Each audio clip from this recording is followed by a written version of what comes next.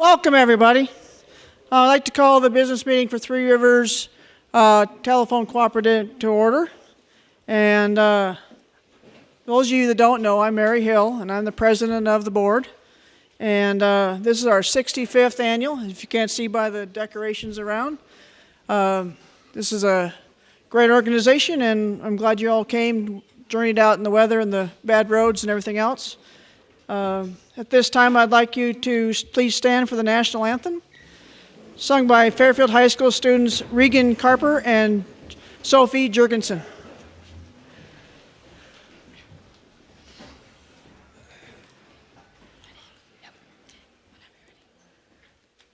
Oh, say, can you see by the dawn's early light what so proudly we hailed at the twilight's last gleaming, whose broad stripes and bright stars through the perilous fight o'er the ramparts we watched were so gallantly streaming, and the rocket's red glare, the bombs bursting in air, gave proof through the night that our flag was still there.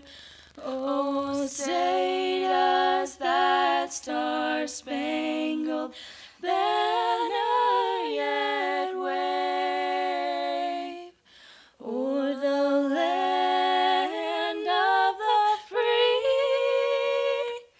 and the home of the brave.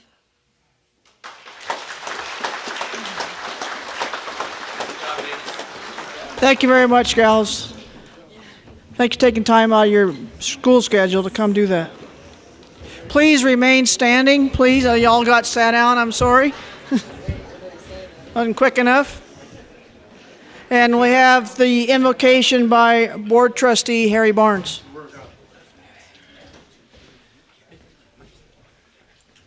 Thank you, Mary. Good afternoon, all of you. That's a tough act to follow, but I promise I won't embarrass myself. As I drove down this morning, just north of town here, I saw a lot of the brand new calves, and you could see their breath because it was still pretty cold. And I got to thinking, them poor guys are probably wishing they were back in that warm womb of mom, huh? And in today's day and age in this world, how many of us don't think every day, I wish I was back in that safe, warm place in mom? We can't do that. I would ask you to pray with me to our Creator, to our God, to our higher power. Whatever you choose, what do you believe in? We welcome everybody's, except non-believers, I suppose, but they'll get theirs, huh? Anyway, Creator God, we ask you to look down on your children gathered here before you. Help us and guide us. Take care of the folks back home.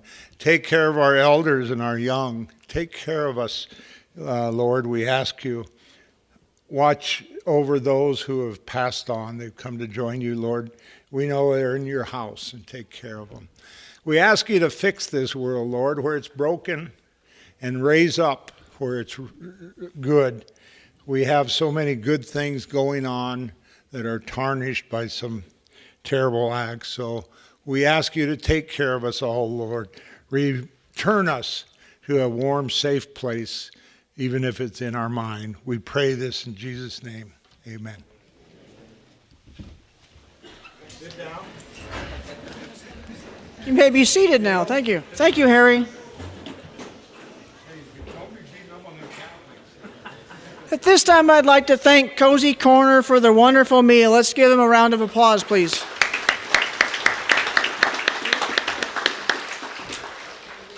Some year I think we're going to have corned beef and cabbage since it's right next to St. Patrick's Day, but it hasn't happened yet. So I'd like to introduce now my fellow board members. We got from Big Sky, Kurt Diggy. From our secretary, he's our vice president, excuse me, and from our secretary from Great Falls is Logan Good. His wife Tammy couldn't be here today, busy working. And from Representative Ennis and Harrison, we have Howard Goltz. His wife Mary couldn't make it today either. You already met Harry Barnes, but he's the Browning Exchange in Hart Butte. His wife is Jana, and she's has an appointment in Great Falls right now. So we have Diane Gulhan and her husband Brody. They represent Choteau, Depouillier, Pendroy, and Villiers. Ty Cobb represents Virginia City, Sheridan, Twin Bridges, Lima, and Melrose. We've got Kelly McInerney representing Fairfield, Augusta, Fort Shaw, Helena. And again, her husband Mark is he around today? Working. You got Kyle Bergmeyer represents East Conrad, Brady, Shelby, and Power, and Teresa's off teaching school too. At this point, I'd like to introduce the retired board members that are here. We have Keith Good, I think he's sitting in the back corner. Right across from him is Ethel Parker, and Mike Johnson, I saw him come in too. So he's back in the same corner, so that's rough territory back there. These are the people that got this thing started 65 years ago, and I think they deserve a round of applause too.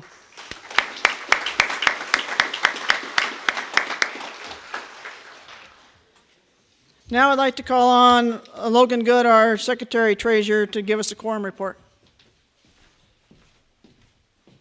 Thanks, Mary. So we have a quorum for today's meeting, and now I'll read the notice for the annual meeting. The 65th annual meeting of Three Rivers Telephone Cooperated Incorporated will be held on Monday, March 19th, 2018 in the Fairfield Community Hall, Fairfield, Montana. A buffet dinner will be served from noon to 1. Registration will begin at 11, and the meeting will be called to order at 1 p.m. Please note new times. Capital credit checks will be distributed at the registration tables. We make every effort to protect your privacy. Therefore, checks will only be given to the actual member or members named on the account. An absentee ballot is enclosed. This should only be completed and mailed in the enclosed envelope for those individuals that do not plan to attend the meeting. If you choose to attend the annual meeting, you will need to cast your vote in person. The business agenda includes election of 2 trustees, an audit report by Moss Adams, report by the president, report by the CEO general manager, and other business that may come before the membership. The following members have been nominated by the nominating committee pursuant to the bylaws to stand for election to the Board of Trustees. From the Carter, Highwood, Great Falls area, Logan P. Good, and the Choteau, Depouillier, Pendroy, Villiers area, Diane M. Gulhan. Each nominee will have the opportunity to give a 3-minute speech. Additional nominations for trustees may be made as per the bylaws, and that's on the back of the notice that I'm reading. Door prizes will be awarded during the afternoon. The business office in Fairfield will be closed the day of the annual meeting from 11 a.m. to 3 p.m. for walk-in traffic, but will still be taking phone calls and trouble reports. Please mark the date on your calendar and plan to attend. If you are unable to attend and want to watch via the internet, log on to www.threerivers.net and follow the link to the annual meeting.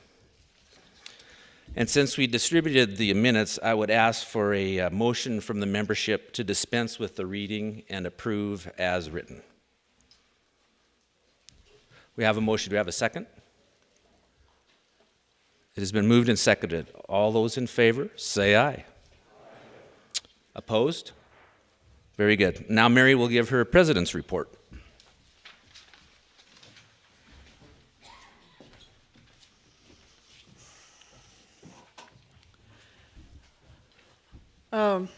Did a lot of thinking about, we talk about a lot of stuff, and I think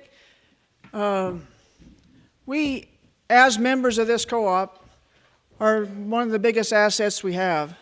And we have a lot of quality rural broadband out in 3 years, and that's what we strive for as the board and your staff, is getting, we've put millions and millions of dollars worth out there to get, you the quality communications that you can do, and in hopes of enhancing your lives and our communities around the area.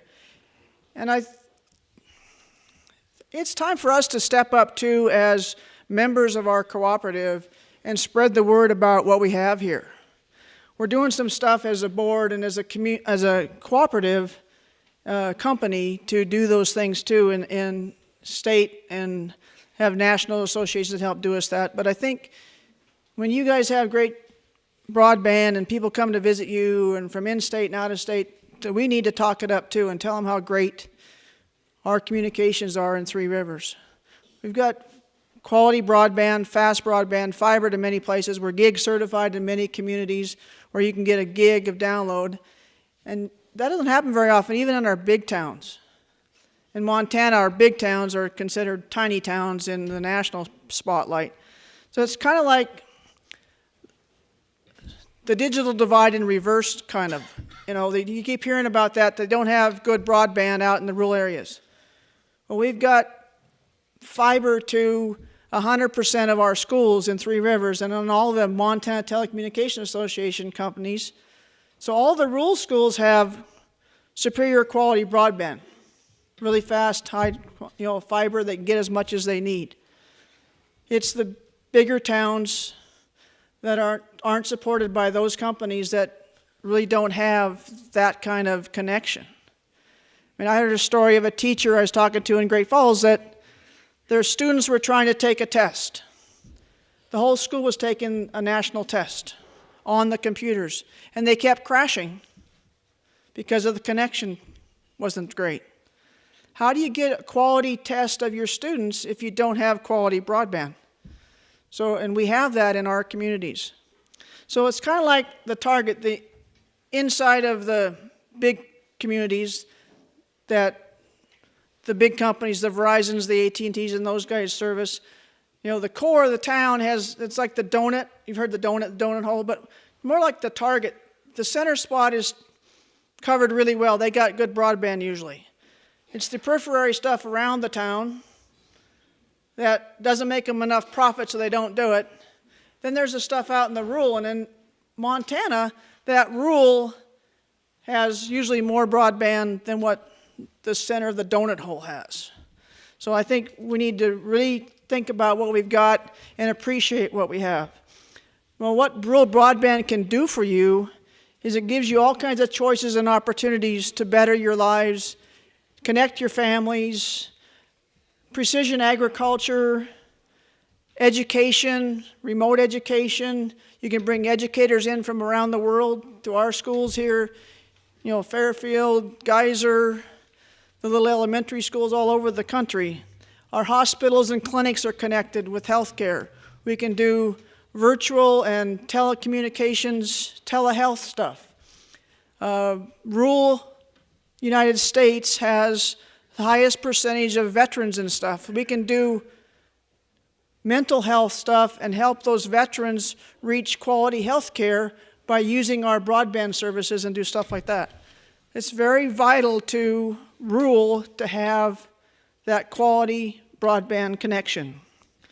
Now, we do a lot with our national association, NTCA, the National Rural Broadband Company, and MTA, the Montana Telecommunications Association, does a lot to help promote and talk to other industries on the criticality of broadband. But we need to do it on the local and state level too. The state, MTA does a lot in the state and regional area, but let's talk to our local folks and get stuff going about that too. One quality place to go to is broadbandmt.com. It's a website put together by the Montana Telecommunications Association that talks about the amount of money that's put in there and the economic benefit of that broadband to our rural areas. We have come to a society and a change where it's the Internet of Things, it's machine-to-machine communication, the big data stuff, you hear about that.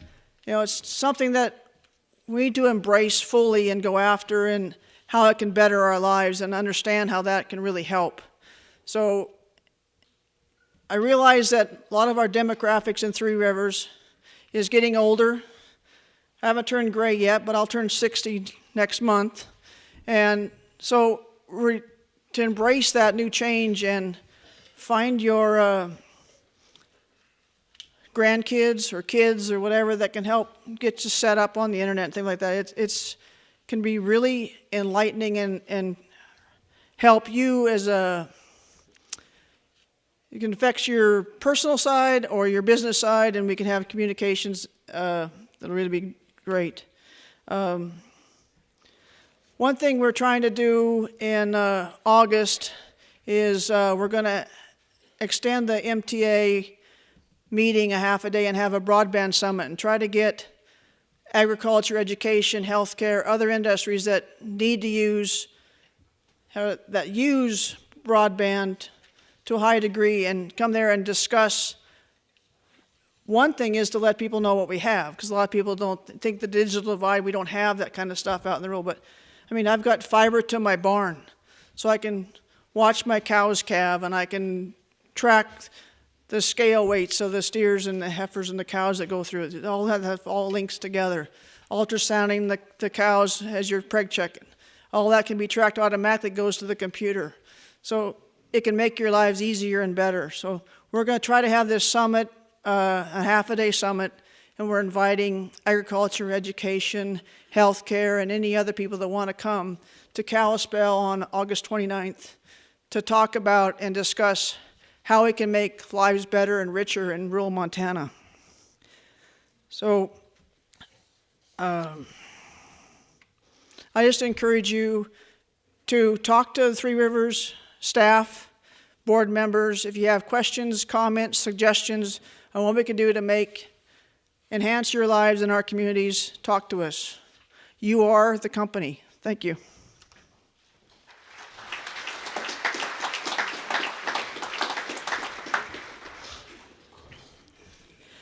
Now I'm excited to introduce our next speaker, Barbara Varnum. She's with the Montana Telecommunications Access Program, also known as MTAP. MTAP is an agency of the state of Montana, state government, that offers assistive equipment and services to qualifying individuals in Montana who have difficulty using the telephone. Prior to Barbara working for MTAP, she worked for 26 years in the state of Montana, Department of Health and Human Services, in various capacities. Barbara has been with MTAP for about 3.5 years and is here to talk about the services that are available through MTAP. Please make Barbara welcome.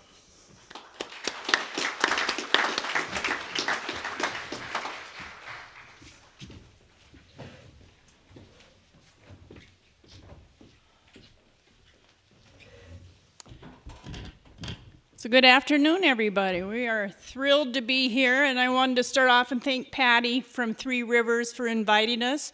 We've been here for a number of years, and this is just the perfect venue for us.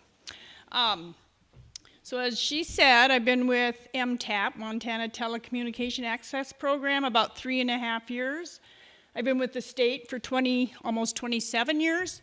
This has been hands down my favorite job with the state of Montana. We get to meet a lot of really neat people. We really get to change their world with our program. So like she said, we're with the Department of Public Health and Human Services. We've been around, this will be our 28th year. We started because of the American with Disabilities Act that says that equal access for people with disabilities. So that's who we serve. We serve people with disabilities. And specifically, we serve the deaf, the hard of hearing, speech, and mobility disabilities. And we do telecommunications. We have a table over here.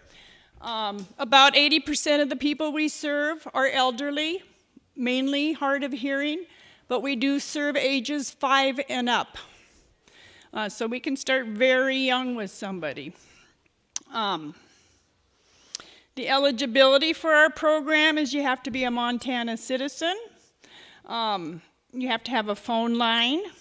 You have to have one of the disabilities that I mentioned. And we have an income level, and it's 250% of the federal poverty level. I know that doesn't mean a lot to some of you guys, but it's a fairly high income level. So for a family, for a one-person household, I believe it's $31,350 a year. We encourage people to apply even if they're over income, because often we'll get phones back that are in really good shape, and we'll clean them up, make sure they work, and those people that are over income, we can give them a used phone for nothing, if that's something they want, or even to try before they perhaps buy one.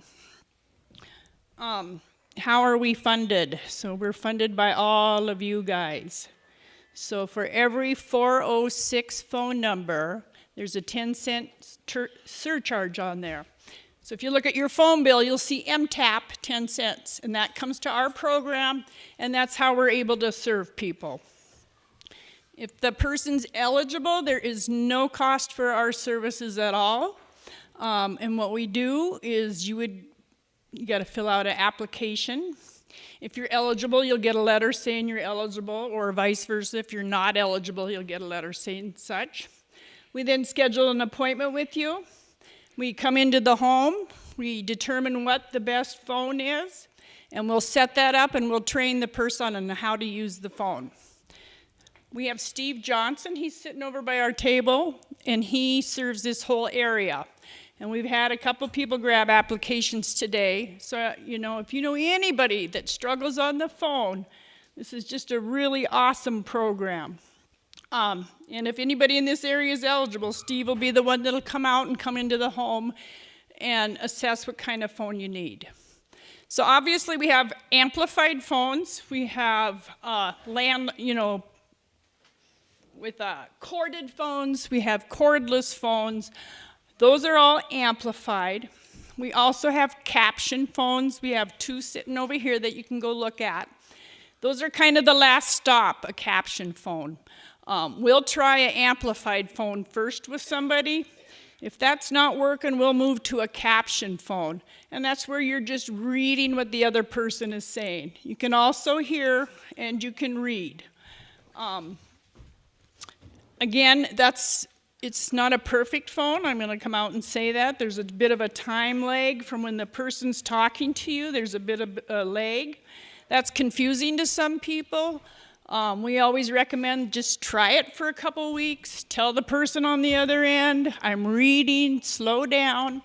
And some people absolutely love that phone because that's their only way to communicate. Some people, to be real honest, get a little frustrated with that phone because of that lag. So we also oversee the Montana Relay Program, and that's dialing 711. I don't know if you guys have ever seen that. That's for like somebody who's deaf and is using a text telephone, a TTY. We oversee that contract. The contract goes through our program. We do a lot of training. Steve trains on a quarterly basis at the Law Enforcement Academy, and he trains the 911 centers on how to use those TTYs.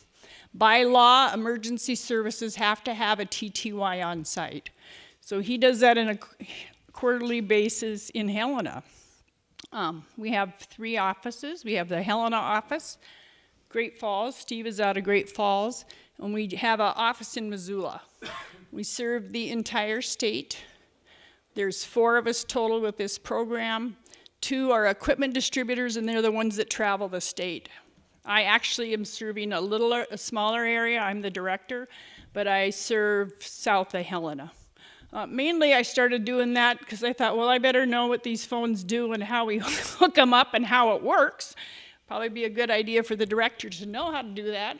So I started doing that, and I enjoyed it so much, I kept that little area. Because it's just, I love working with the older population. You guys are awesome to work with. We do a lot of outreach like this. We're always trying to get the word out. And I'm just going to ask, has anybody heard of this program before my speech? Couple, quite a few. We do a lot of advertising. Does anybody have one of our phones? Oh, there's a couple. Good. We're going to be over there all day. we'll be there to at least 3. So if you guys have any questions at all, you come over and we'll be glad to help you. Thank you.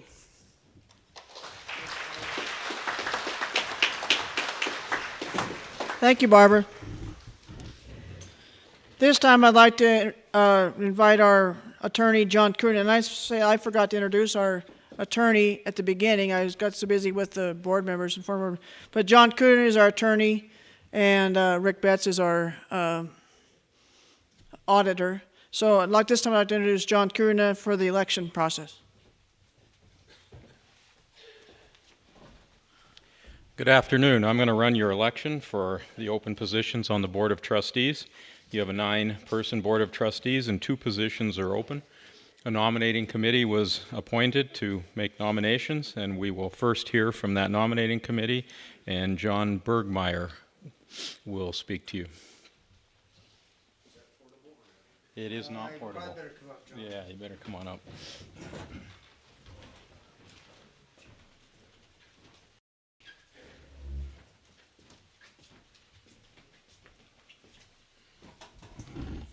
Yeah, thank you, and it's a great opportunity to be one of the processes for our local co-op.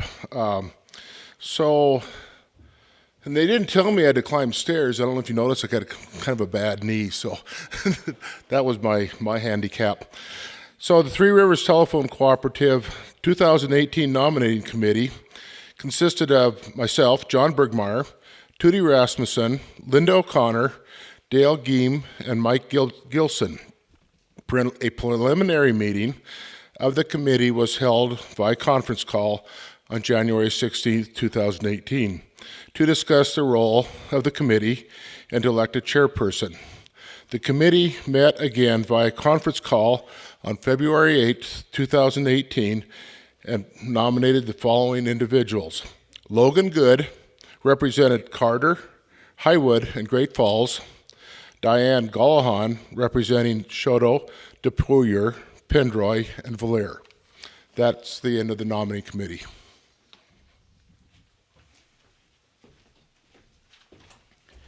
Thank you, John, and thank you to the committee. Now we'll see if there are any nominations from the floor. So are there any nominations from any of the members on the floor here for either of the board seats that are up? Would anybody wish to make any nominations from the floor? Seeing none, then we'll go on to those 2 nominee speeches. And the first one will be Logan Good, representing the Carter, Highwood, Great Falls area, and he will give you a short speech. Thanks, John. And it will be short. I'll keep my remarks brief. I'd just like to share with you a little bit of my experience on the board and how I think it's great that we have such a progressive company in rural Montana. I think change is one of the things that is kind of a theme everywhere now in the world, and so we see it here on the board as well. You know, we've had the decision was made a while ago to go full bore with broadband and fiber to the home, and so with that there were some challenges. There was labor that we needed to allocate, along with quite a bit of money. And so as we got the fiber out to the homes, we as a board and a company started to have decisions that we have had to make. And one of the ones that we're dealing with right now is the funding mechanisms that the government uses to keep the cooperative running has really started to change because of the broadband and the fiber. Folks now are getting rid of their landlines, getting rid of their phones, and using cellular, and really the connection for the co-op is that fiber, because it still has the broadband capability that now everybody needs. And so the government and the FCC and NECA, the people that do the models for our funding, have started to change how they see that. It used to be based on landlines. Well, now that's changed. And they really haven't got it figured out yet. They're a little bit behind the times with their models. And so, Dave and the staff have done a really nice job of being flexible and adapting to these changes as they come. And so it's been, as a board member, it's been really an educational and interesting experience to listen to, these, how we make these decisions and the processes we need to go through to come up with what we hope is the best decision. Now they change, it's very fluid, very dynamic, and so it changes very rapidly. And so I think change is, for me as a board member, change is one of the things I would say has been something that we've dealt with pretty well. And then the other obviously is broadband. I mean, it's our commitment to you, the owners of the cooperative, to give you the best service that we can, and our goal with that is the fiber to the home. You folks, your kids, your grandkids, I'm sure you've seen it. The devices just keep growing that are hooked to the internet. Refrigerators, washing machines, they're all now Wi-Fi capable, and so they can do many things with them. Some will say not always that useful, but they do have many more options and capabilities. And so as a board member, I've just had a great time learning about these things, and I really appreciate your support and hope to continue to give you the best service that we can, and continue to do the work of the cooperative. Thank you very much.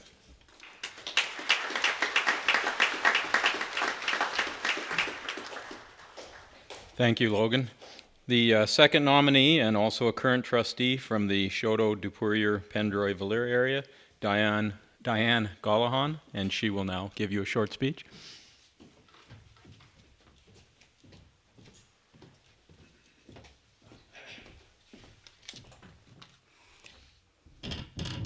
Good afternoon. I'm Diane Gallahan, and I'm your board representative from Choteau, Pendroy, Dupurier, and Valier.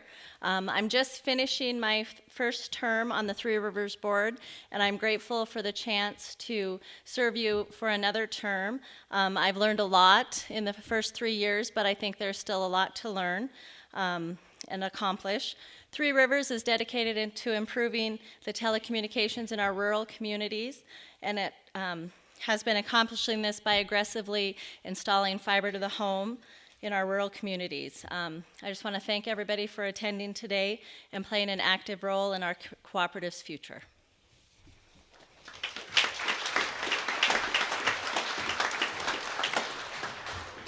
Thank you, Diane.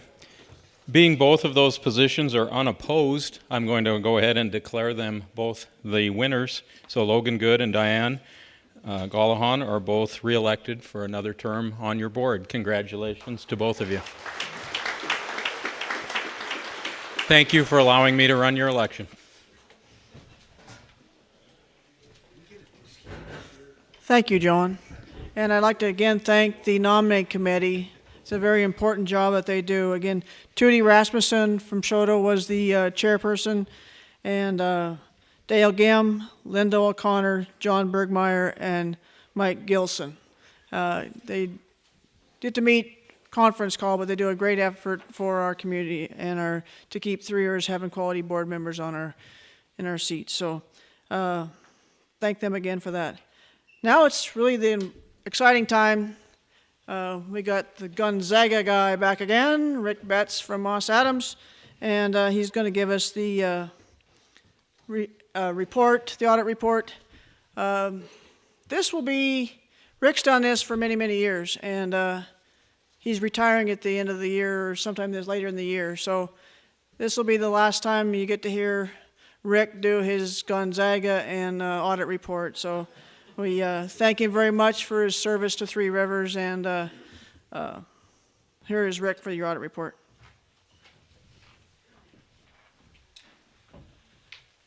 Thank you, Mary. We didn't have to elect board members, so I think I've got a lot longer time to go over the financial statements. How long can you talk about Jill and Gonzaga then? Yeah. Well, I would start there. Yeah, last year when we met, we didn't know what was going to happen, and all of a sudden Gonzaga made it to the finals, and who knows, could happen again this year. It's looking pretty good for them. And it was obviously exciting to see Jill and the Gonzaga women's team too. When she knocked down that first three, I thought, we're going to win. And, well, she'll be back next year. Anyway, let's look at the financial statements. And I'm going to just say a few things about each page. So we'll start at page 13 as the income statement. And if you're like me, you'll look at the very bottom first to see that income for the year went up. Last year was about $3.5 million, and this year a little over $5 million. So a really pretty sizable increase in income this year. So of course the question is, how did that happen? What caused that to happen? So if you look at the top of the page, you see revenues were up from 48 to 50 million. So most of that revenue increase ended up coming down to profits. And the way that happened was the co-op was pretty good on the expense side. Expenses only went up a little over 2%. And then we had some additional investment income that pretty much offset what little increase there was in expenses, and that enabled that additional revenue to just turn right into profit. And so you can see at the top there, we've got a breakdown on revenues, and the wireline, or the kind of the traditional telephone income, was about the same at 34 million, and then you can see the big increase in internet. And a lot of that increase in internet had to do with many customers, because of the fiber to the home, are now getting their voice really as an internet service. And so it shifted to away from wireline and to internet. And then the other thing that happened that you don't really see in there is the support that we get for being a rural broadband provider and telephone provider increased pretty significantly because there were big rule changes going on. And so I think Mary mentioned this earlier, and Logan as well. That is an area that is just constantly changing how those rules work. And so as you look at the income statement, you're in a great position right now. I mean, that's a nice increase in revenues and really good profitability. And by the way, notice at the bottom, you don't pay a whole heck of a lot of income tax because you're a co-op. So that's nice too.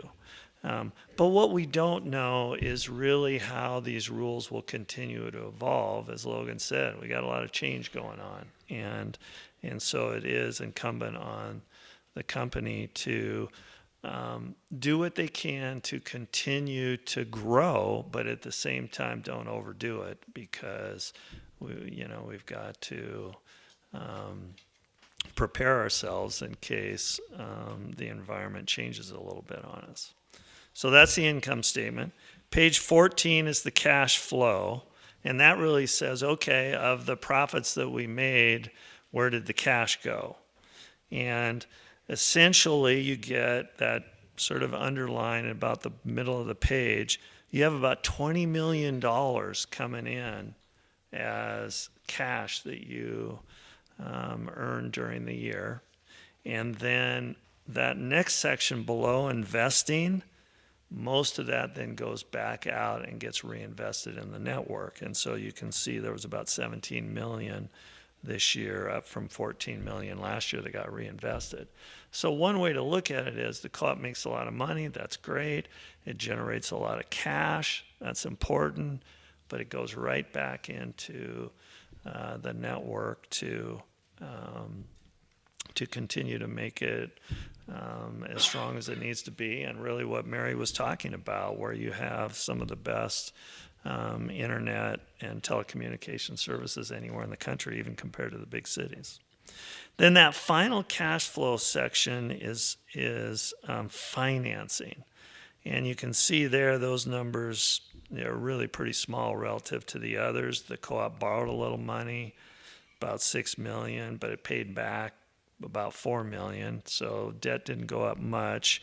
And then you can see the capital credits retired there was about $1.3 million, which is pretty similar to what it was last year. So those are the dividends that go back out to the members. And so in the end, at the bottom there, you can see cash went up because of the investments being a little bit less than the cash flow coming in, went up about $4.5 million, and there's a little over 18 million in the bank as of the end of the year. So that's cash flow. Now we turn to page 15, which 15 and 16 are the balance sheet. So that's the assets and the liabilities.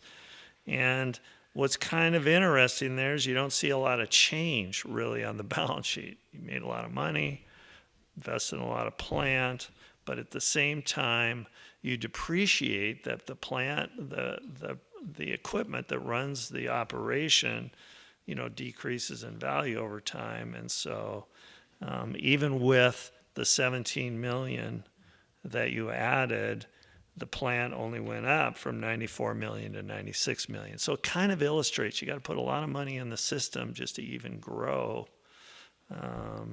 the overall property that you do have. Now, one thing I would tell you that's very interesting, of that 96 million, almost all of it is fiber.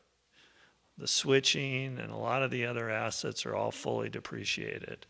It's basically, there's about 4 million in buildings, and there's about 88 million in fiber. So you add those two together, it's almost the entirety of that, of the plant property and equipment that the co-op owns. And so really the other thing that changed is at the very top, which we just talked about, was cash went from a little under 14 million to about 18.4 million. So those are the two assets that changed. The rest are pretty close to what they were last year. Then on page 16, the liability and equity side, the good news is that 135 million is the same number on assets as it is liabilities and equity. Those guys need to balance. And what we see there is that the members of the 135 million in assets, the members' equity is about 62 million. So that's almost 50%. It's 46%. So of all the assets that you have, you outright own 46% of it, and then you have liabilities for the other. And the big one, of course, is the bank debt. And so there's, 51.8 million long term, but then with next year you owe 4.7, so you add those together and you're about 56 million is what you owe to the bank. Again, you look at the rest of the numbers on that page, they're pretty close to what they were the year before. So bottom line, made money, added it into plant, saved some in cash, and equity went up and the liabilities are about the same. So pretty darn good. Okay, the next couple pages are, of course, the graphs that are done to illustrate the numbers that we've just covered. On the left there are the revenues, so we've talked about that. You can see the internet in purple. Well, you don't see the breakdown in that red. It says carrier access and support. The biggest chunk of that really is support that the rural areas get, is the biggest chunk of that red. And you can see long distance telephone's pretty small these days. Then on the right side are your operating expenses, and I think we already covered the fact that they didn't change that much this year. They went up about 2.7%. It's kind of roughly what inflation is. The biggest increase was in depreciation, which is, of course, where you write off your plant facilities every year as they age. And I think that's it. We'll be around for the usual Q&A, and I'll take any questions about Gonzaga basketball too. Okay, thank you. Stay up here a minute, Rick. Stay up here a minute, Rick. Since Rick is retiring and he's been working with Three Rivers since 1995, we have a small token of appreciation for his work with Three Rivers and doing the audit stuff. So Dave Gibson and I would like to make a presentation to Rick. You gotta make sure it reads left to right. Very cool. Thanks. Yeah, thank you.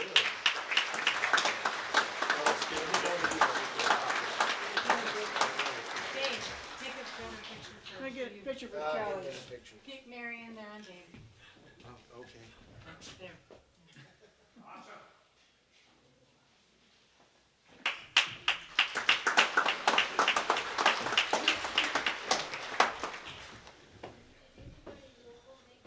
I'll fill them in when I get there. Dave's giving his report in a minute. He'll answer your question if someone local made it. This time I'd like to have a motion to approve the audit. Second? Moved and seconded to approve the audit. All in favor say aye. Opposed, same sign. Okay, the audit's been approved.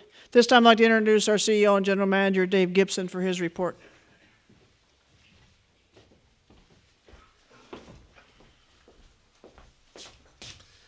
Thank you, Mary, and thank all of you for being here. First, lest I forget, that metal work is done by our very own Nikki Gulick. Locally, a lot of you see them around town. I have some at my house. It's a real asset to have somebody with that talent in the community. So, Montana made, almost kind of. She's out of town. Fairfield made. So, I'd like to start by Mary talked about or introduce some of our board members, or former board members that are here, but we have some others, starting with Scott. Oh, there's Scott Odegaard from Sun River. Thank you for joining us. Scott's the GM there, and John, of course, who did our nominating committee report, is also here, not only in that capacity, but as a board member of Sun River. By the way, John, I just want to tell you, if you noticed all the duct tape that we have on this microphone, you would understand why we made you walk up here. It's not moving. Bob Hotchkiss was here earlier. Is he still with us? There he is, one of our Teton County Commissioners. Thanks for being here. Representative Ross Fitzgerald, I know, is here. Thanks, Ross. Gordon McCumber, former Lieutenant Governor, Representative, right there we are. Thank you. I'll tell you, at the annual White Lion sale that we have every January, there was a really not very nice briefcase with a McCumber for Representative sticker on it. I think I almost bought that for you, and then I realized why somebody was giving it away at the White Lion sale, so I don't have that. But and then, of course, you've already been introduced to Barbara. Thank you for being here, and Steve Johnson, who Steve's done a great job working with our staff in a more, shall we say, intimate setting, training our folks. So we appreciate both of you being here. Thank you very much.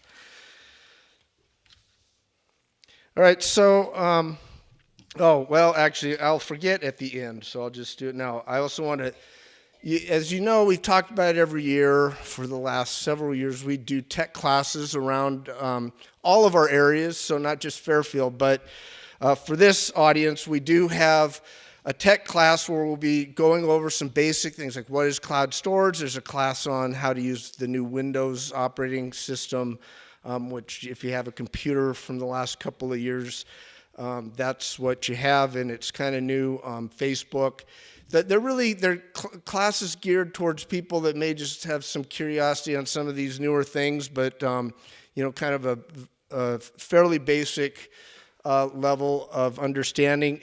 Been very well received. We've had over 700 people throughout our areas, our exchanges, that have attended these classes. We get really good feedback. Anyway, that class will be Saturday, March 24th at Fairfield High School. So obviously here, and if you, I'll have Susan. Where is Susan? She's somewhere. So you see her, yep, right there. If you want to sign up before you leave the meeting, just give her a shout and she'll put you on the list. So before I start, I just want to make sure I thank all of our employees, not only for this event, which runs very smoothly, and it seems almost easy now, but it's not easy, and it's because we have a group of people that are super dedicated to you all as our members and to this event. And I want to thank them for that effort, but I also want to thank them for what they do day in and day out. A lot of it is behind the scenes, but these are an incredibly hard-working group of people, and they are here to serve you. And I've mentioned it a few times in my 7 years up at this podium, but I've worked with a lot of groups in a lot of industries and a lot of different companies, and I think this is clearly the best group that I've ever worked with, and I'm really privileged to be a part of it, but thank you to all of you. So, you've read my report, and that's always, I assume everybody in here has at least a 6th grade education and can read my report in the little pretty colored brochure. So I want to focus my remarks today on sort of 3 themes that kind of run through my report as written, but that may not be obvious. And the first one is, and you heard a lot of it from Rick in the audit report, is that we have been going really hard and fast in the last few years. Successfully, we've done a lot of work, but we have plowed a lot of money and put a lot of fiber in the ground and been very aggressive getting services to our members and upgraded services. Some you see when we come to your house and put in fiber, but a lot of the things you don't see, which is all of the infrastructure that is running behind that, which takes an enormous amount of work and money. And I think we're at a point now where we need to probably slow down a little bit. No, I didn't say stop or panic, but there are some things happening that would cause us as prudent, I and our staff and the board, that would be prudent managing your resources to say let's not overextend ourselves in the face of some uncertainty. So this year, we invested again very heavily. This year would have been a record investment year for us if we hadn't spent even more money last year. But by and large, we are a cooperative that has about $50 million in revenues, and we are spending almost $20 million of revenues, not of the earnings that we have, but of revenues, is going right back into the investment in you all and in the facilities and services that we provide you.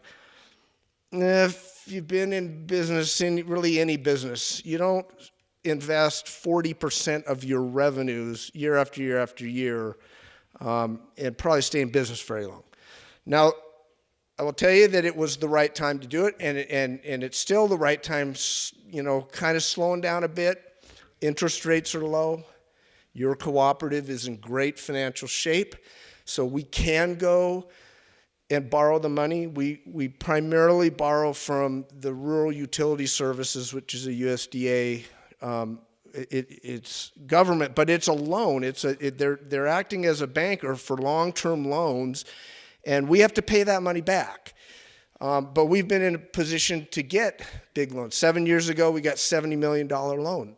2.5 years ago, we got another $30 million. That's $100 million that we're able to borrow with low interest rates, really good balance sheet. So we're able to do that.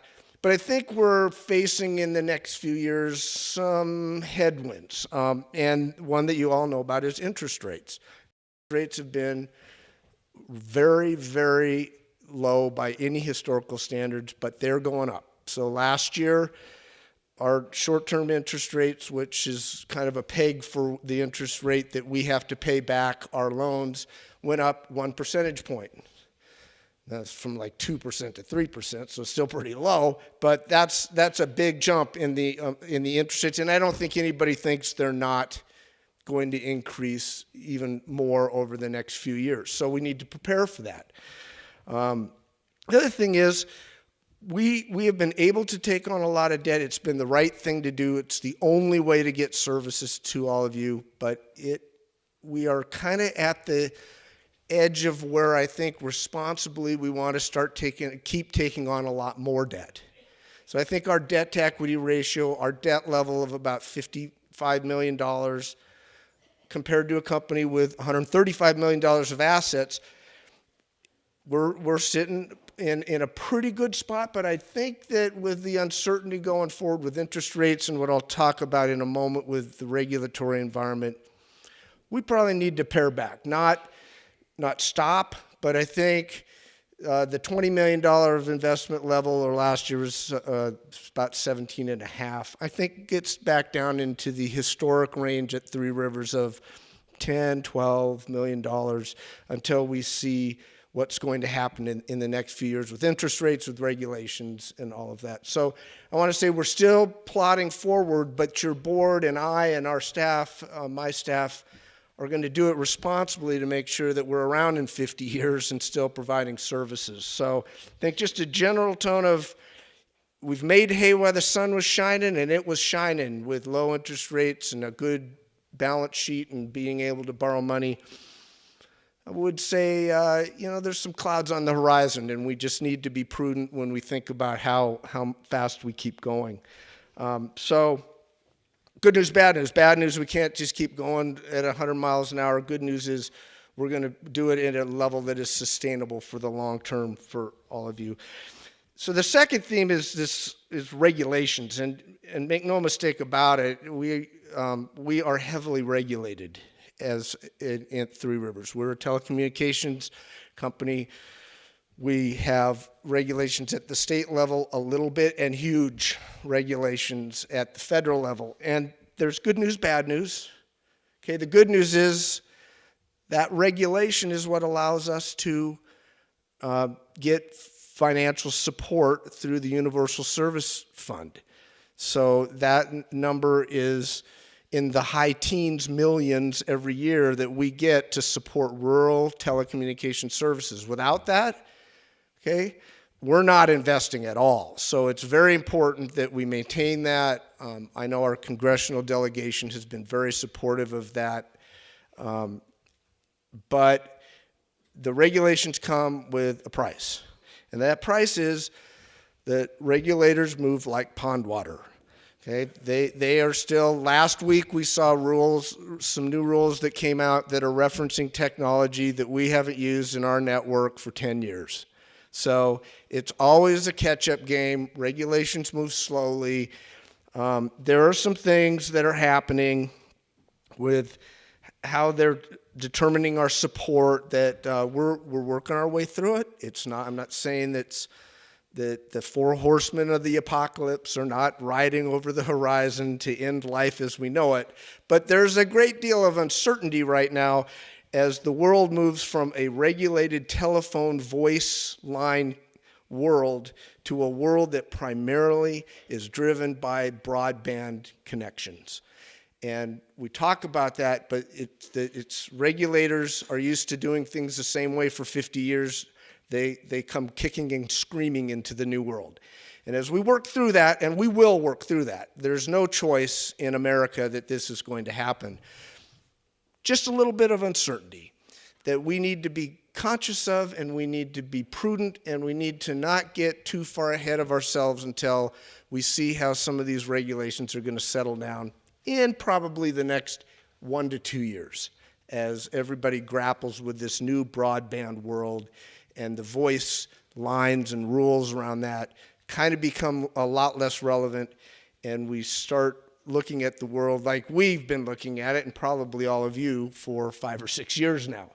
So just something that we need to keep our eye on, and I think we're in good shape, but the uncertainty says don't leverage yourself, take on a bunch of debt, and then wake up one day and figure out that you can't responsibly pay it back. So that's where we're going to be. So the third thing, and I'm going to start this, so the third theme and last theme is that we are a cooperative, and we have got to kind of remind ourselves that we are a cooperative. So I was before the meeting started, and Jim Parker, he's sitting back there in that evil corner of former board members back there, and he asked this question, and the question was basically, what do we do I'm summarizing, but what do we do to educate our people, our members, about being in a cooperative? And there's a lot of people, not you all probably because you're here and you get it, But there are a whole lot of our members that have no idea what a cooperative is, what it means, whatever. They just view Three Rivers. You're a utility. You give me my phone and my internet and in some cases television, and you're just like AT&T and Verizon and Charter Communications. And the reason, and so Jim's question is, what can we do to educate our folks? And the answer is, I don't know right now, but we're going to need to do it, because this third point I'm making is we are a cooperative. So it gives us huge advantage. One, we get access to, well, not because of our cooperative status, but as a rural cooperative, we get federal support that allows us to charge reasonable rates and make big investments in rural areas. That's critical. The other thing that cooperative does, it says we don't, while we need to be responsible, we don't need to answer to Wall Street every quarter. So we get to take a much longer view of the world. Still being responsible, we can do things that may not be that you would not see a large national company doing. You would never see the kind of investment that we're making in our areas with a large national, publicly traded, Wall Street driven firm, because our returns come over 15 years when we make these investments, and there is no chance that a publicly traded company that's looking at quarterly earnings is going to do the things that we're going to do. So that's a huge advantage, and I appreciate that it is all your money that we're investing ultimately, and that your patience is what allows us to do these kinds of, every 10 or 15 or 20 year kinds of investments. The other thing that is happening now with the regulatory side, and I will spare you the details, but essentially, some of the things that will allow this cooperative to really flourish mean that we have to get a large number of our people to do things. Some of you may have gotten a letter that we wrote, because the FCC made us, with a lot of regulatory stuff in it, but on switching to digital voice if you're one of the members that already has fiber to your home. Okay, if we don't all participate in that, then our support goes way down. In other words, if we don't get a majority or more, or a vast majority of our members to embrace this new world, then the cooperative is going to be hurt a lot. And so some of these changes for going to digital voice and switching to broadband and the new tariffs and regulations that are coming out, honest to goodness, our success is contingent on all of our members acting together to change this cooperative. And if we don't, then we're probably going to be in a world where we can't invest anymore. All I'm going to say is that over the coming 1 to 2 years, we are probably going to be talking with you all, probably in the form of letters, but also on our social media and through other means of communication, that we are going to all need to act together as a cooperative to maximize the amount of federal support we get, so that we together maximize the amount of investment that we can make. And if we don't act together, I'm just telling you, and it's a little bit fuzzy still as it's sorting out, we are going to have to really truly act as a cooperative in the next 3 to 4 years if we want to keep going the way we are. But as I've told the board, I've told the staff, as they've told me, we do have a cooperative, and our people will get it if we explain it. So I'm telling you, this whole issue of being a cooperative is going to be really, really important going forward. And if we stick together, we're going to win the game. And if we don't, then it'll hurt, and we really will not be able to do the investments that we need. So, Jim, I appreciate the question. I probably butchered the answer, but you're right. We need to do some education, and we will embark on that, and we will need to do that. So with that, Mary, I think concludes my remarks. We're to questions.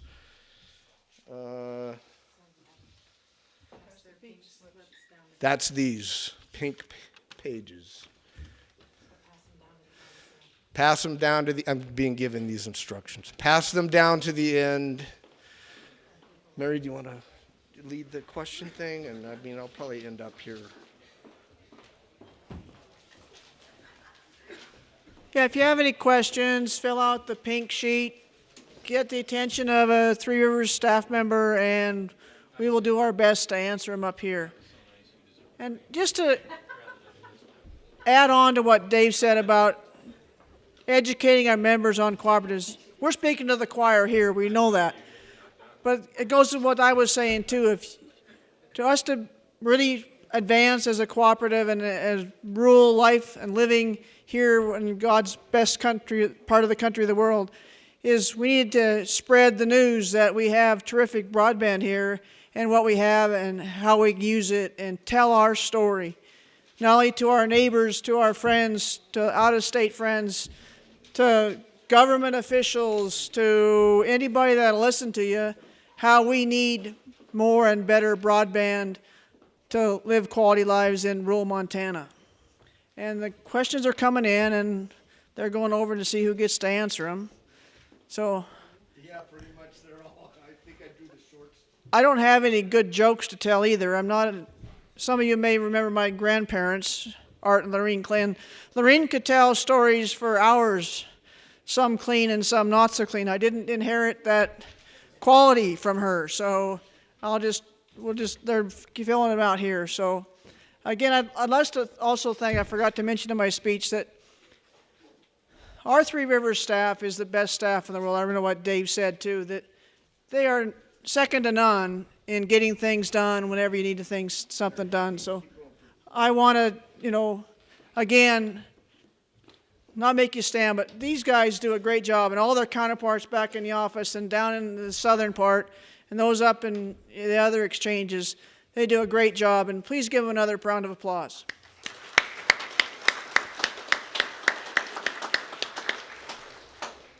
They make the board's job so much easier and stuff, and to have the discussions and things that we do to make the decisions that we have to make.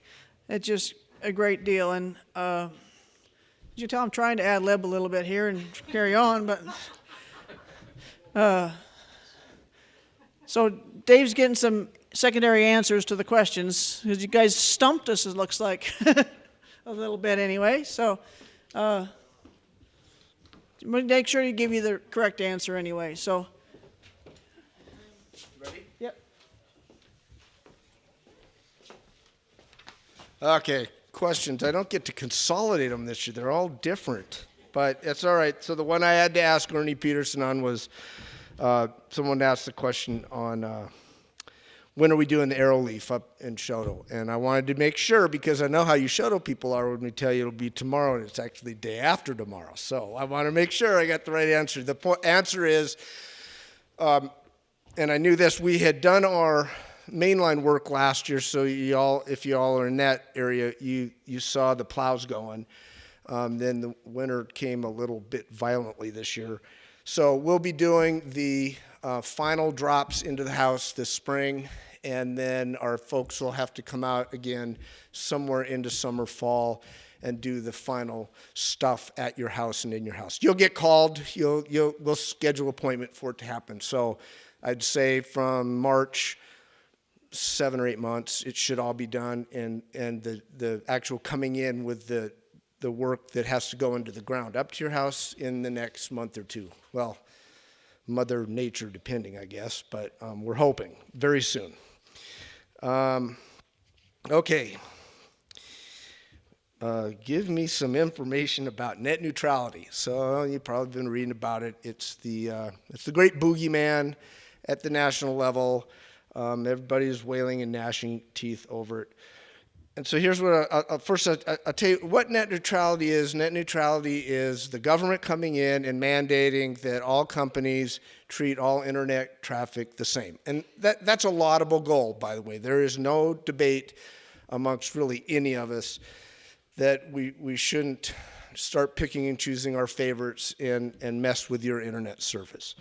The real debate at the federal level is, do we want the federal government to regulate that with a whole new set of regulations, or which is the net neutrality debate that you're hearing about?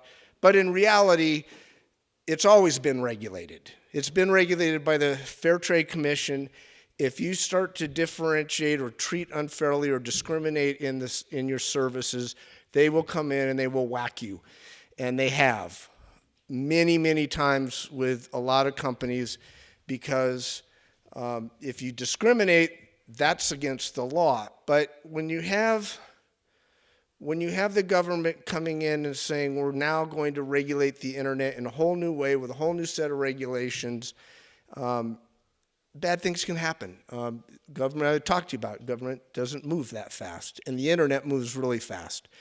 So it's largely a debate between AT&T, Verizon, Charter, Comcast, the really big ISP telephone companies, and Google, Amazon, Microsoft, all the people that or Netflix that provide content, and the content providers like Netflix want to make sure that they never get charged for using the pipe that AT&T provides into the house. And so they duke it out, the Titans duke it out on Mount Olympus, and they all fight for the prize.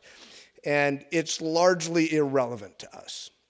I've said it before, if I have 99 things that I worry about for Three Rivers, okay, net neutrality is somewhere at 100 or below. It doesn't matter to us. We never have discriminated.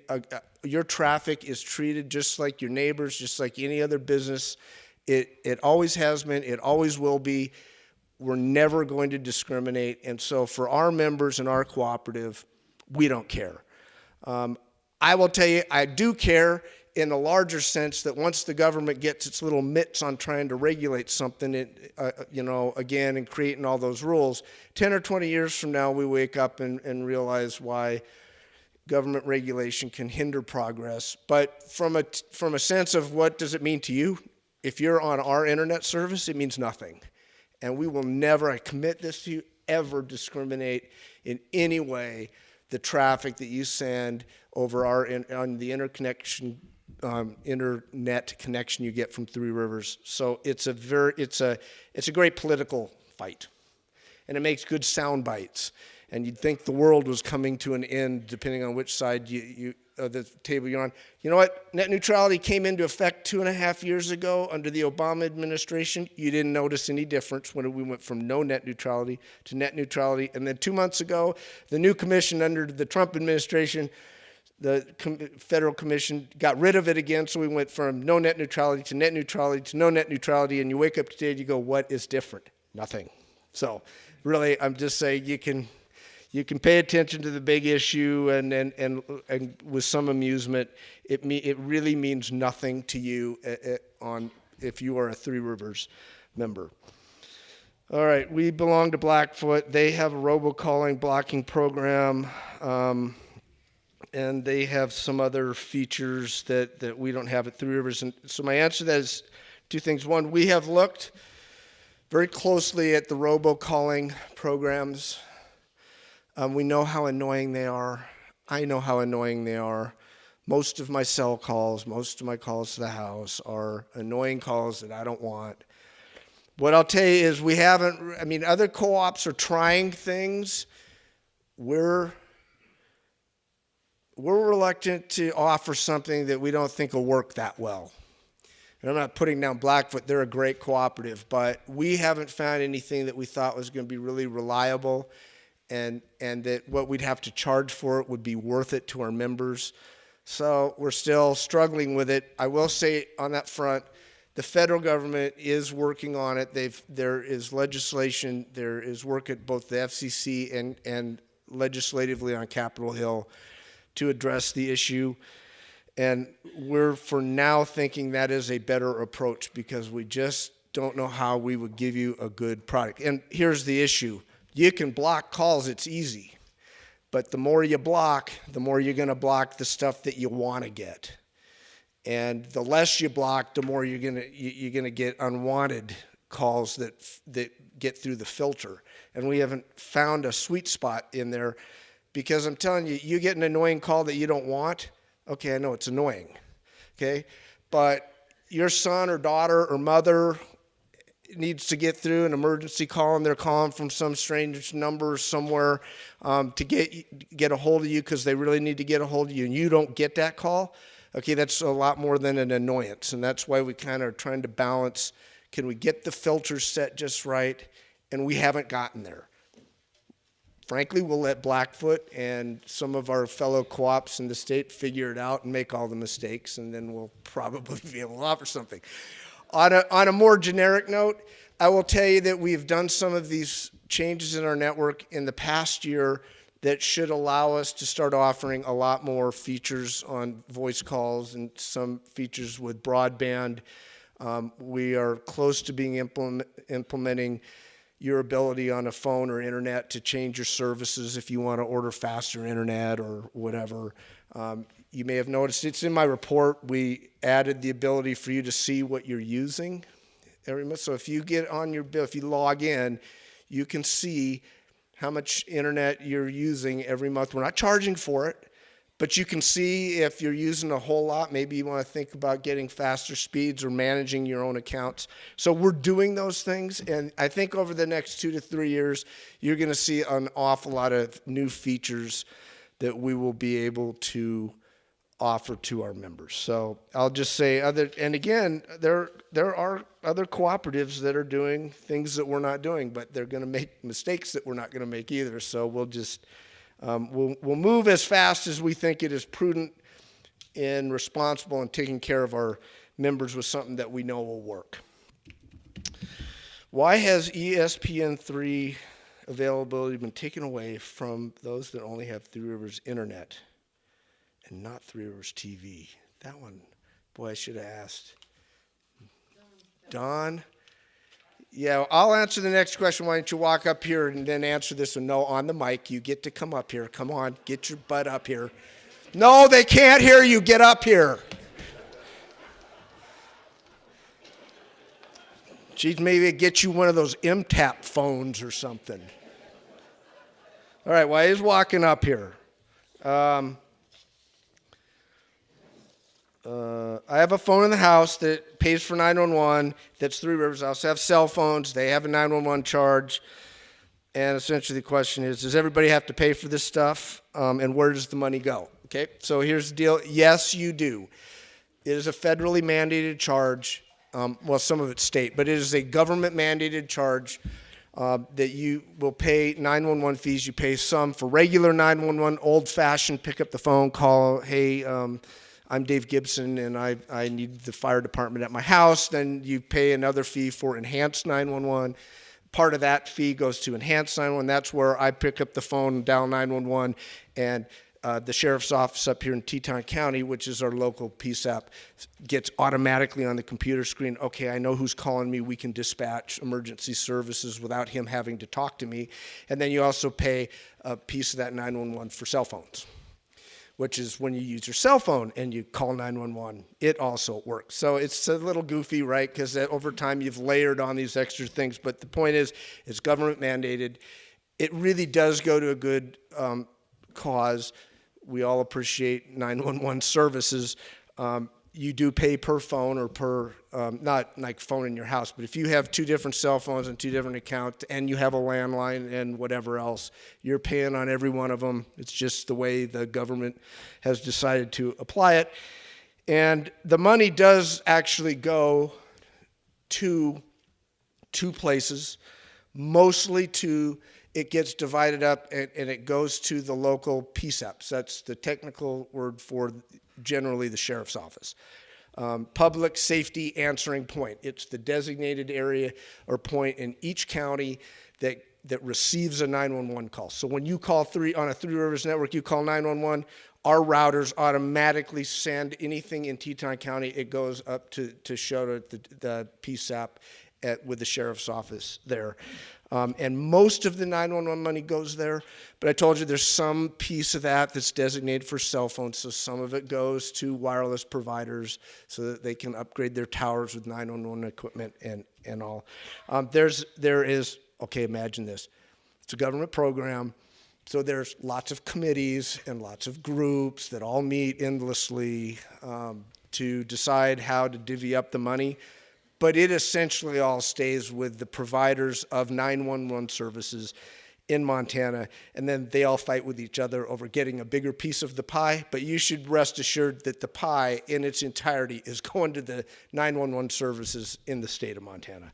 So, Don, you ready to? I suppose. Here's the question. It's all right. But I can Oh, okay. pretty simple. Good memory. I like the view from up here. So ESPN3, two things are going on. One, there is still programming available on ESPN3 on the internet to just Three Rivers internet customers, except it's not the desirable program that anybody wants to watch. ESPN decided to make ESPN3 the bulk of the programming only available to people who actually subscribe to ESPN through their TV package. That was a decision by ESPN. You'll see that if you log on to, I think it's Watch ESPN is the site that comes up on the, as you're looking at the screen on the right-hand side, you'll see some ESPN3 programming available. That's available to anybody with an internet connection through Three Rivers, but the bulk of their programming now on ESPN3 is available only to ESPN subscribers if you got it in your television package. Now you can only watch it through your computer, but it's only available to people who are paying ESPN. That's their decision. Not much else I can say about that. Thanks. Thanks, Don. You're welcome.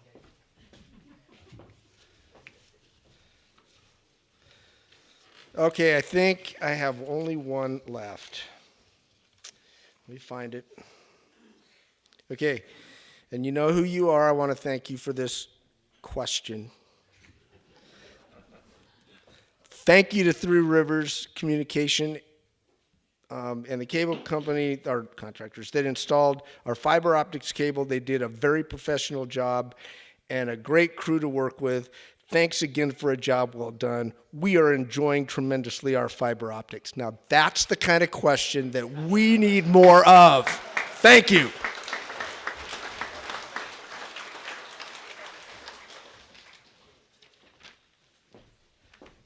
Thank you, Dave and Don, for answering those questions, and you guys putting up with my ad lib before they came up to answer those questions. At this time, is there any other new business to come before the group? Any other new business? Hearing none, that will end that part of it. And since we've already finished the election results, we didn't have to count up anything there. We don't have to do that. So we are to the exciting part, which y'all came here besides the checks you got and the wonderful meal from Cozy Corner. It's door prize time. So we'll have all the board members line up to distribute door prizes, and Dave will announce the winners.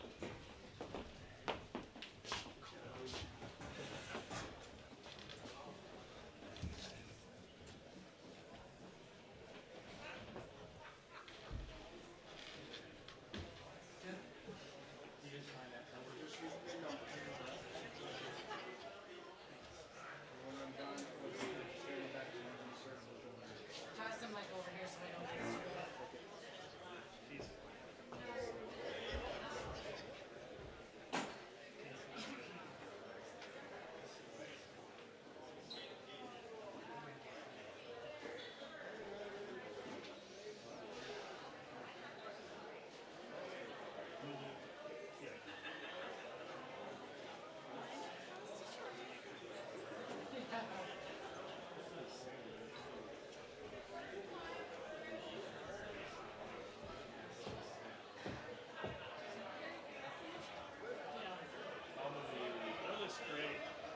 What?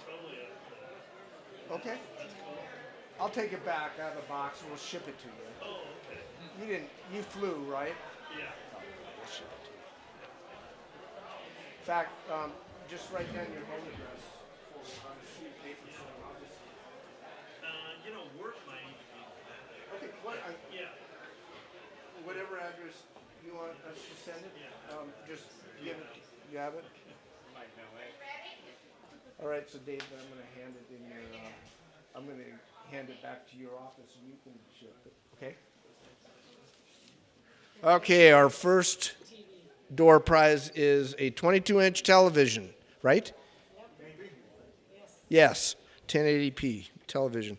All right, so we've been doing this for a number of years. We're going by the numbers, And everybody's numbers should start with 017. So I'm only reading the last 4 numbers. And the television goes to 9580.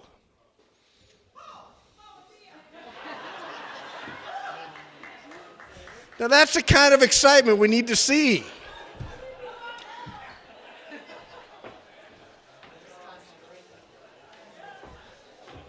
What do we have there, Kurt? A gift basket. The gift basket to last for 7737.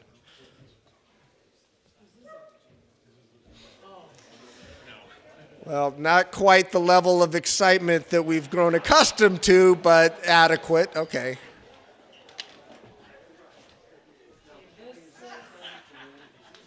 Yes.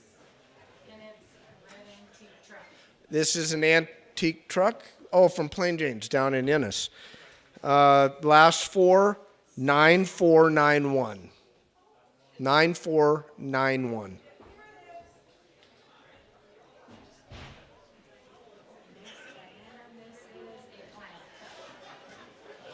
Where'd you get that, Diane? Curly Willow. Where? Curly Willow Floral. From Curly Willow Floral, we have a plant, and the winner is 7816. 7816 from Shoto.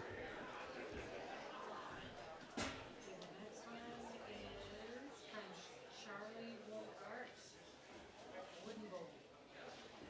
Where's that from? Highwood area? Sort of, kind of. Carter. Okay, Charlie Wood, did I get that right?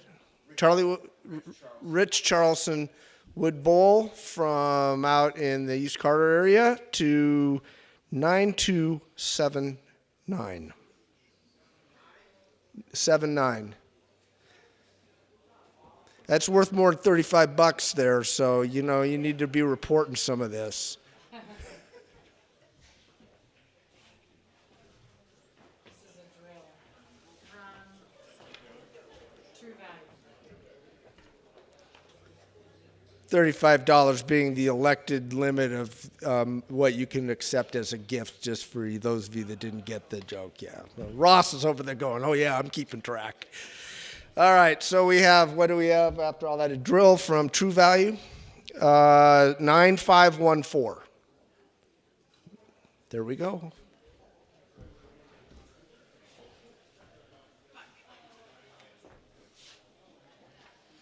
Step on Me signs, a welcome sign from Step on Me signs, Step on me. which is Stephanie Garcia. Yeah. Step on Me signs, a welcome sign, number 9286. There we go.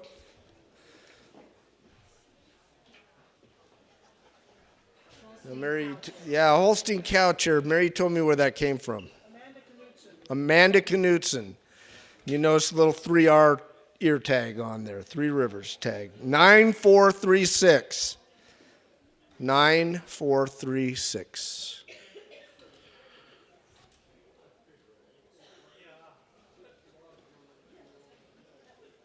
Okay, 9436.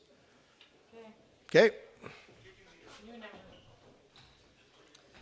New number 9391.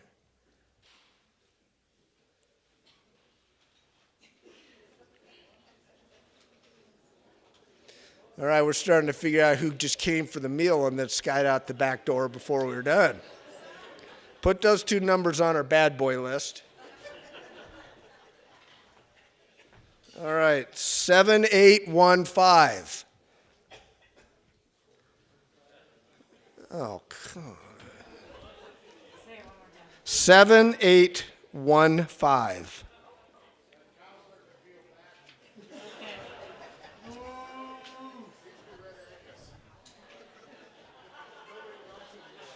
Okay, Mary's little cow chair is not, okay, 9576. All right, finally.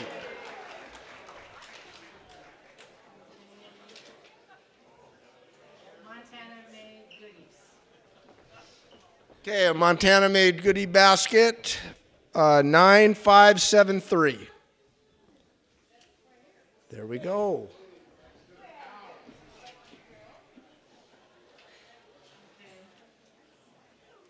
Leatherman from Shedhorn Sports. This is a MacGyver tool. A Leatherman from Shedhorn down in Innis? Yes. Okay, 9449.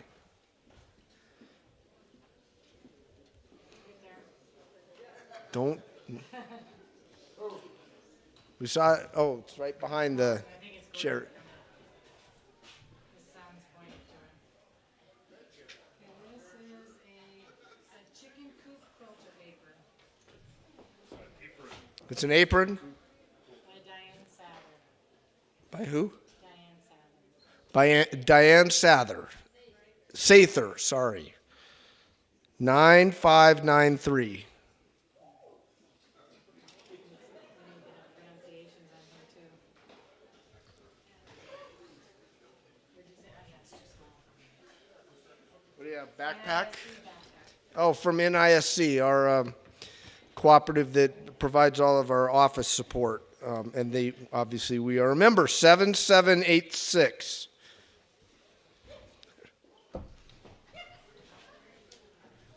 Another Montana made goodie basket. Another Montana Made Goodie Basket, 9262.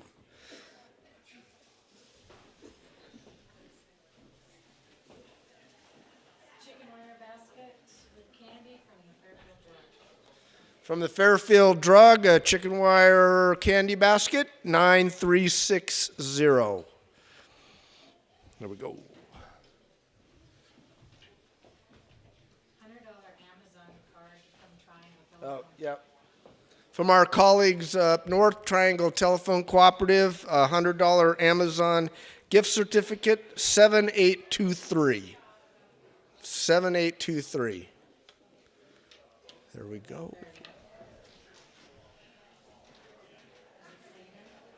Another, this is a table runner by Diane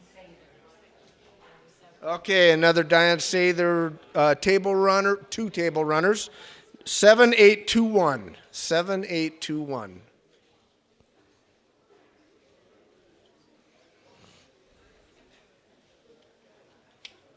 Going on. 7821.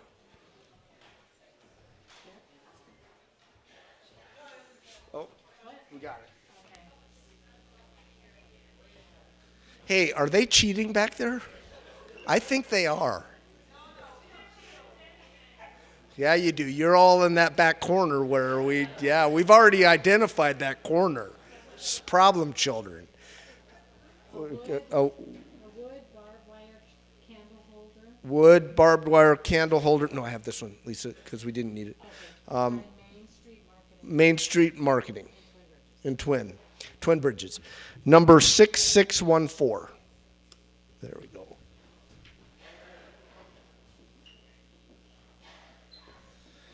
Okay, we have a nice throw rug from Throw rug by Creative Addiction. Creative Addictions. Where? In here? Conrad. 9499. There we are.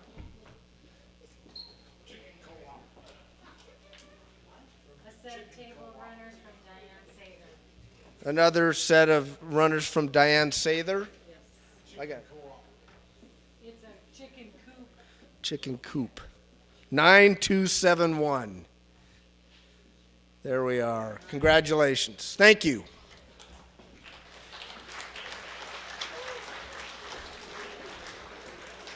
With no other business to come before the gathering, I call this meeting adjourned. Drive safely on the way home, please.